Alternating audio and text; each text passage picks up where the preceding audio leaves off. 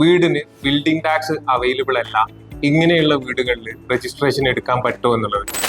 വീട് അഡ്രസ്സിൽ GST registration എടുക്കാൻ ഉദ്ദേശിക്കുന്ന ആളുകൾ പലപ്പോഴായി പറയുന്ന ഒരു കേസാണ് വീടിന് ബിൽഡിംഗ് ടാക്സ് അവൈലബിൾ അല്ല, ഇങ്ങനെയുള്ള വീടുകളിൽ രജിസ്ട്രേഷൻ എടുക്കാൻ പറ്റുമോ എന്നുള്ളത്.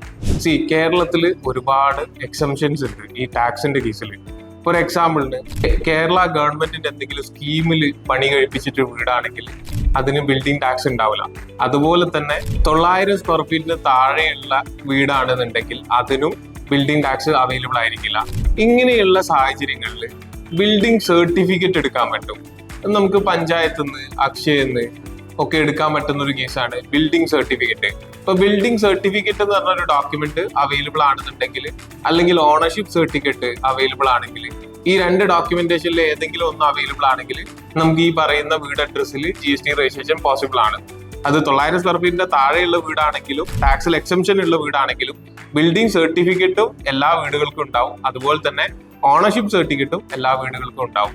ഈ രണ്ട് ഡോക്യുമെന്റേഷനിൽ ഏതെങ്കിലും ഒന്ന് ഉണ്ടെങ്കിൽ നമുക്ക് ഈ പറയുന്ന ഹോം ലൊക്കേഷനിൽ GST എടുക്കാൻ പറ്റും.